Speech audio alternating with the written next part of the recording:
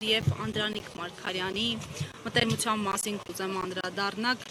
հատկապես ինչ կցանկանաք այս պահին վերհիշել եւ հիշեցնել մեզ դիտողներին։ Լավ հարց եք տալիս,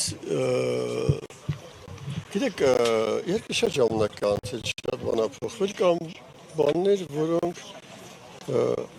անիմաստ է հիմա վերհիշել, որտեղ ակտուալ չեն, առօրեական չեն, բայց դրա հետ միասին կան բաներ, որոնք իսկապես ակտուալ են, առօրեական են,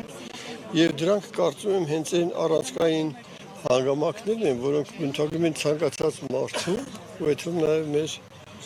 Անդրանիկ Մարգարյանի։ Առաջինը դա չհուսահատվելն էր, երբեք։ Ու դա կարծում եմ գալիս էր իր դաստիարակությունից, իր արմատներից,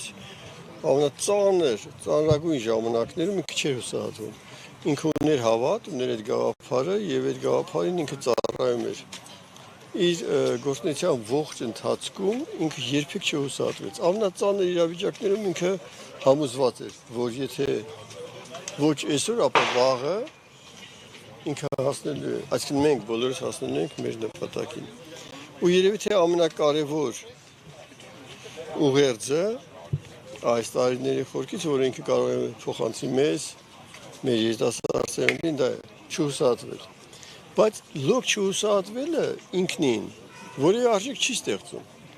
Դու պետք է այդ նպատակին հասնելու համար աշխատանք կատարես։ Ամեն օր ամենածանր պայմաններում դու պետք է պատի վրա մի քար ավելացնես։ Ու այդ պարագայում, եթե ոչ այսօր, ապա վաղը այդ պատը կանոն կլինի եւ իր խնդիրը կլուծի։ Շնորհակալ եմ։ Ես շնորհակալ եմ։